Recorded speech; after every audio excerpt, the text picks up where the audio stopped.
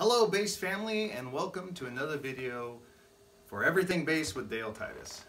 Today we are carrying on with our series on understanding intervals, and this is Understanding Intervals Unit 3. If you just found this video, I would encourage you to go back and look at Understanding Intervals 1 and Understanding Intervals 2 so that you can kind of catch up with us and be able to understand maybe all the things that I reference in this, because I will be talking about the previous two units just a bit. So what are our two intervals du jour? Major 7 and minor 7 intervals. So let's just get right to how to find them on your bass. The most common for a major 7, and there's two ways I always found helpful to learn where the major 7 is. One is you can literally, if you're familiar with how to play a major 7 scale, you can count up 7 notes. 1, 2, 3, 4, 5, 6, 7. And that's a major 7 interval. You also can go, if you know how to find an octave from Unit 1, you can go up an octave and back 1 fret. That's the major 7. And if you think about it, that's that somewhere over the rainbow. So that's the most common fingering for a major 7, and that's what we're going to cover today. In future lessons, I might show you where the 7 is and how to find it in different locations in relation to the tonic, but right now this is a good one. As previous units, I'll just show you also, if you're playing anywhere on the E, A, or 5-string or B string, you go up 2 strings and up 1 fret, and that's how you can find it that way. But honestly, this all is a lot more complex than just finding the octave and going back 1 fret, and that's a major 7 interval. I know it sounds a little harsh when you just play them together, but mixed in with other chord tones or other intervals, you'll find some beautiful chords with the major 7 interval. So that's that. Now, if you remember from the last unit, we talked about if you have any major interval and you lower it by 1 fret, you make it a minor interval. It just naturally happens. It's something you can bank on. So if we have this as our major interval, and we just found that out, we want to make it minor, we just move it down a fret. What I like about this is it's one of the easiest to learn when you're trying to just learn how it relates to the tonic on the fingerboard. Is you just play wherever the root is, you skip a string, and there's the minor 7. Apologize. So that's the minor 7. So we have the major 7 and the minor 7. Now likewise, we can invert that concept and say if you have any minor interval, minor 7, you want to make it major, just move it up 1 fret, and now it's a major 7. So, you know, I'm going to make this a little shorter video today because I think by now you understand how you want to practice this. With something as simple as an interval, just being able to play it off of every root is a great start. So you may want to make, I did this one season in my life as a bass player. I made a schedule where I'd practice all my intervals, arpeggios, and scales on one day. I would start with C, and then I'd go through the circle fifths, and then I would do circle fourths, and I would do everything. So I would cover every chromatic note in an octave, really. So one day do C, next day do G, then do D, then do A, then do E, then do B. Or you can do C and then do F, do B flat, E flat, A flat, D flat, G flat, and do it 1 tonic a day. Because remember, if you recall from earlier lessons, I talk about the problems of dilution. If you're trying to learn something, not practice something, but learn something, this is a new concept you're trying to add into your musical library. It's best if you don't dilute it with trying to do too much at once. I know you might be like, wow, this video really helped me, I'm going to go right away to the next video.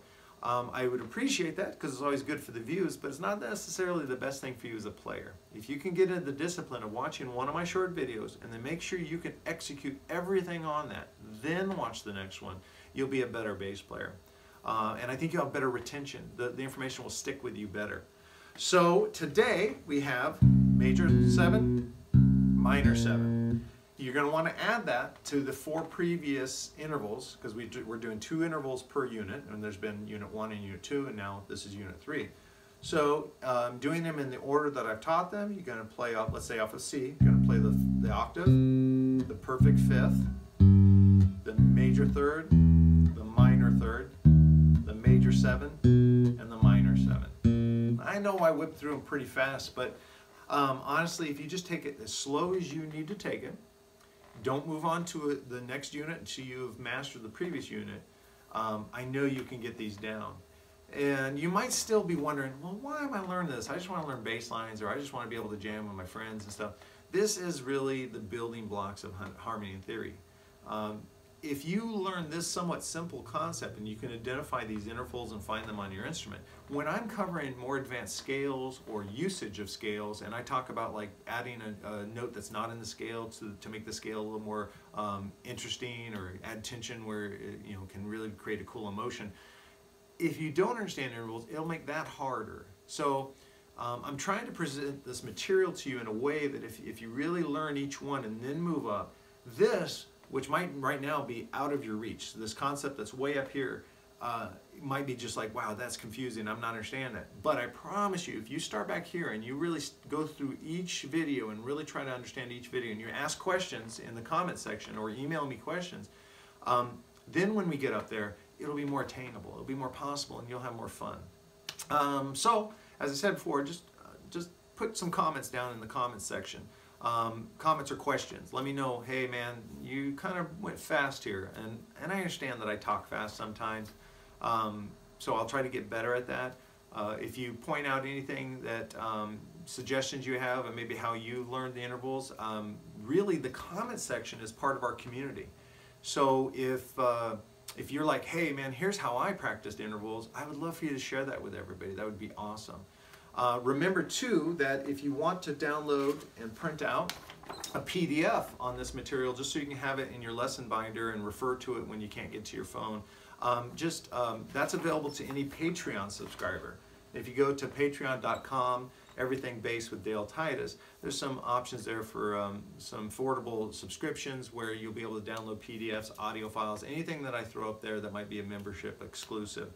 And I would appreciate it, because that's how I'm going to be able to grow this to get better audio, because I know the audio is a little hinky and this room's a little echoey. I promise you that as the channel grows, my desire is to grow the capabilities and make it more interesting and more valuable to bass players. So today's Encore item is, this is a good one.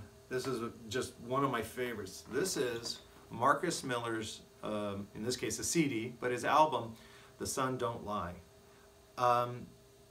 We all have those albums that when you first hear them, you have to stop everything. I mean, you have to like just put everything down, put on headphones, and just close your eyes. I swear I stopped digesting food. That's how good this CD is. And I've recommended it to players that say, oh, I'm only into death metal or stuff, but they'll still listen to it and go, wow, okay, I get it, I get it. Marcus is a unique player, and he just writes great compositions. He's a great producer, because sometimes, I know I've come up with what I thought is a pretty good song, but I suck at production, I suck at engineering, so my recordings sucked. You can trust that if it's got Marcus' name on it, anything he does sounds great, the bass is amazing. There's songs on here, I encourage you to check out the opening track, Panther, just blows my mind. There is something on this album that changed the world, which was he covered Teen Town, Weather Report's Teen Town with Jocko playing bass. He covered it, and oh my goodness, he played the melody slapping. And I remember the moment this came out, I was teaching at Musicians Institute, and the very next day we were all together going, what? What? No, no. It's a game changer. So please, invest in this. And I know everyone's in a different place financially, and sometimes maybe all you can do is afford a subscription to one of the streaming services where you can just stream music. But if you have the capability to go online and maybe buy a copy of the CD or vinyl, sounds great on vinyl, I really encourage you to do that. And I understand if you don't have the finances, I understand, and by checking it out on one of the streaming services, at least you can hear his art and stuff, and there's a little bit of money paid to him. But if it's valuable to you, one of the best things you can do for these artists is actually buy a physical copy. And I'm only gonna show CDs and instructional videos, stuff that I've actually physically bought, just because I don't want you guys to think that I'm telling you to do something and I don't practice it myself, because we got to help each other, guys. we're a family of bass players, and so if you have value, if this is like, wow, that Dale was right, this is an amazing CD, you know, just order a copy of it. Sometimes some of the artists I'll talk about aren't available on any other place but their websites, and I'll try to always point that out so you can support them.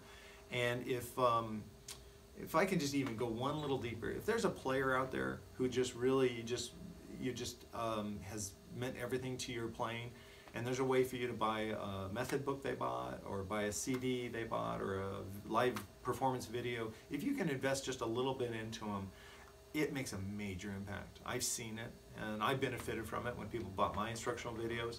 So, so if you can do that, that's great, because we have to take care of each other. We as bass players have to take care of each other. So, understanding intervals, Unit 3, the major 7, the minor 7, and my Encore item, one of my favorite desert island discs, if you will, The Sun Don't Lie, Marcus Miller. Thanks for stopping by. Please hit the like and subscribe and the bell notification so that you can always be informed when I post a new video. And I look forward to seeing you the next time.